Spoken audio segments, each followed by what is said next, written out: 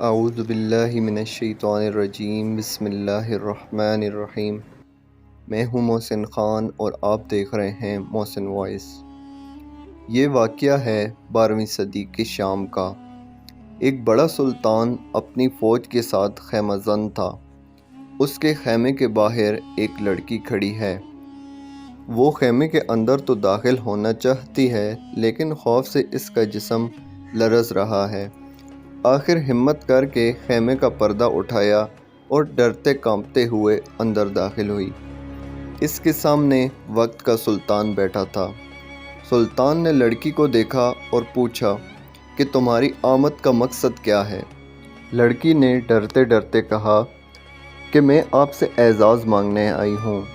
اعزاز اس شہر کا نام ہے جسے سلطان نے 38 دن کی لڑائی اور ہزاروں جانوں کی قربانی کے بعد فتح کیا تھا۔ حتیٰ کہ سلطان نے اس شہر کے لیے اپنی زندگی بھی داؤ پہ لگا دی تھی، پھر بھی وہ اس لڑکی کو انکار نہ کر سکا۔ اگر تم اعزاز مانگتی ہو تو یہ علاقہ تمہارا ہوا، یہ کہا اور اس لڑکی کو بہت سی دولت دے کر خیمے سے رخصت کر دیا۔ سلطان جانتا تھا کہ اس لڑکی کو سلطان کے دشمنوں نے بھیجا تھا، لیکن پھر بھی اس نے لڑکی کی بات مان لی، کیونکہ یہ لڑکی سلطان کے محسن نور الدین زنگی رحمۃ اللہ علیہ کی بیٹی تھی۔ وہی نور الدین زنگی جنہوں نے خواب میں نبی پاک صلی اللہ علیہ وآلہ وسلم کا دیدار کیا تھا اور آپ صلی اللہ علیہ وسلم کی قبر مبارک تک جانے کی ناپاک جسارت کو ناکام بنایا تھا اور ان 2 یہودیوں کو قتل کر دیا تھا۔ اور نور الدین زنگی رحمۃ اللہ علیہ کی بیٹی جس سلطان سے شہر مانگنے آئی، وہ بھی کوئی معمولی انسان نہیں تھے۔ ان کا نام تھا سلطان صلاح الدین یوسف، جسے دنیا سلطان صلاح الدین ایوبی کے نام سے جانتی ہے۔ سلطان صلاح الدین ایوبی نسلاً کرد تھے اور 1138 کے کردستان کے اس حصے میں پیدا ہوئے جو اب عراق میں شامل ہے۔ نور الدین زنگی رحمۃ اللہ علیہ کی وفات کے بعد چونکہ ان کی کوئی لائق اولاد نہ تھی، لہٰذا سلطان صلاح الدین ایوبی 1174 عیسوی میں حکمرانی پر فائز ہوئے اور یہاں سے انہوں نے فتوحات کا سلسلہ شروع کیا اور دیکھتے ہی دیکھتے 1182 عیسوی تک شام، موصل اور حلب وغیرہ کو فتح کر لیا اور یوں اپنی سلطنت کو مزید وسعت دی اور اپنے جنگی کارناموں میں نور الدین زنگی پر بھی بازی لے گئے۔ سلطان صلاح الدین ایوبی میں جہاد کا جذبہ کوٹ کوٹ کر بھرا تھا اور بیت المقدس کی فتح ان کی زندگی کی سب سے بڑی خواہش تھی۔ اس دور حکومت میں صلیبی بادشاہ اور جنرل رونالڈ کے ساتھ 4 سالہ معاہدہ صلح ہو چکا تھا، جس کے مطابق دونوں یعنی مسلمان اور صلیبی ایک دوسرے کی ممکنہ مدد کرنے کے پابند تھے، مگر یہ معاہدہ صرف رسمی اور کاغذی ہی ثابت ہوا، کیونکہ صلیبی افواج مسلسل اپنی استحصال انگیزی، قتل و غارت اور لوٹ مار میں مصروف تھی، یہاں تک کہ مسلمانوں کے قافلوں کو مسلسل لوٹ رہے تھے۔ مگر حد اس وقت ہو گئی جب 1186 میں صلیبی بادشاہ رونالڈ نے باقی بہت سے عیسائیوں کے ہمراہ مدینہ منورہ پر حملے کی غرض سے حجاز مقدس پر حملہ آور ہوا، مگر سلطان صلاح الدین ایوبی کو اس کی خبر ہو گئی، لہٰذا انہوں نے فوراً رونالڈ کا تعاقب کیا اور حطین میں جا لیا۔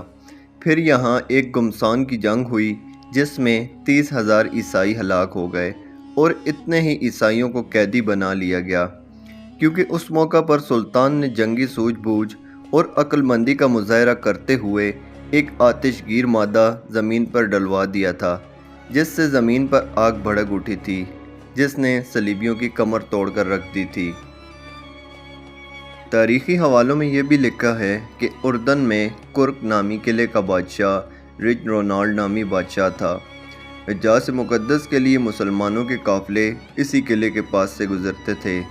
رچ رونالڈ نے ایک دفعہ مسلمانوں کے حاجیوں کے قافلے کو لوٹ لیا اور بڑے غرور میں بولا کہ بلاؤ اپنے محمد کو کہ وہ تمہیں بچا لے، اور یہ کہہ کر اس نے تمام حاجیوں کو ذبح کر دیا۔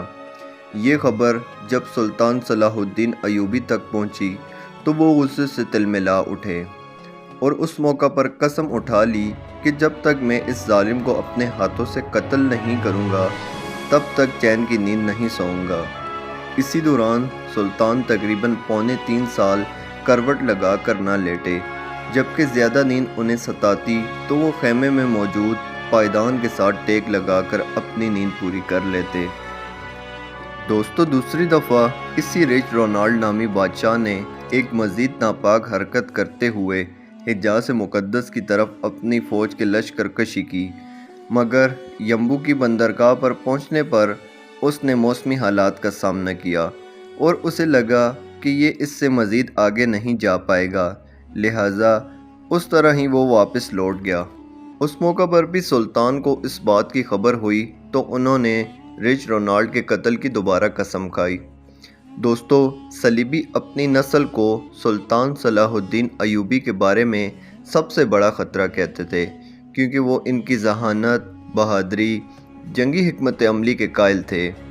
لہٰذا اس بار انہوں نے 12 عیسائی بادشاہوں کا گٹھ جوڑ قائم کیا اور سلطان پر حملے کے لیے نکل کھڑے ہوئے، جبکہ سلطان صلاح الدین ایوبی اکیلے ہی اپنی فوج کے ہمراہ لڑنے کے لیے نکل پڑے، اور یوں حطین کے مقام پر تاریخی جنگ ہوئی، جس میں پورا یورپ سلطان صلاح الدین ایوبی سے لڑنے کے لیے نکل آیا، مگر پھر بھی انہیں سلطان کے ہاتھوں شکست کا سامنا کرنا پڑا۔ لہٰذا جنگ ہارنے کے بعد عیسائیوں کے یہ 12 بادشاہ سلطان صلاح الدین ایوبی کے خیمے میں بھیجے گئے، تو پیاس کی شدت سے سبھی بادشاہوں کا برا حال تھا۔ سلطان نے سبھی کو پانی پیش کیا سوائے رچ رونالڈ کے، لہٰذا یروشلم کے بادشاہ ہمفرے نے اپنے پانی بچا کر رچ رونالڈ کو دیا۔ اس موقع پر سلطان نے ہمفرے کو کہا کہ یہ پانی اسے تم دے رہے ہو، میں نہیں دے رہا، کیونکہ اسلام میں اگر آپ کسی کو پانی پلاتے ہو تو اسے امن کی علامت سمجھا جاتا ہے، پھر آپ اس شخص پر ہاتھ نہیں اٹھا سکتے۔ اس موقع پر سلطان صلاح الدین ایوبی نے رچ رونالڈ کو اسلام کی دعوت بھی دی، لیکن اس نے انکار کر دیا۔ اس کے بعد سلطان نے کہا، میں تیرے قتل کی 2 بار قسم کھائی تھی، ایک دفعہ جب تم لشکر حجاز مقدس پر حملہ کیا تھا، اور دوسری مرتبہ جب تم نے حاجیوں کے قافلے کو لوٹا تھا اور کہا تھا کہ بلاؤ اپنے محمد کو، وہ تمہیں بچا لے۔ لہٰذا میں نے ان 2 موقعوں پر قسم کھائی تھی کہ میں تجھے اپنے ہاتھوں سے قتل کروں گا، اور آج حضرت محمد صلی اللہ علیہ وآلہ وسلم کا ادنیٰ سا غلام اس فریضہ کو سر انجام دینے لگا ہے۔ یہ کہہ کر سلطان نے اپنی تلوار اٹھائی اور رچ رونالڈ کی گردن کاٹ دی، مگر گردن پوری طرح نہ کٹی اور ایک جانب کو لٹک گئی۔ یہ منظر دیکھ کر وہاں موجود تمام بادشاہوں پر کپکپی طاری ہو گئی۔ دوستو، اس جنگ کے بعد مسلمانوں کی افواج عیسائیوں کے علاقوں پر چھا گئی۔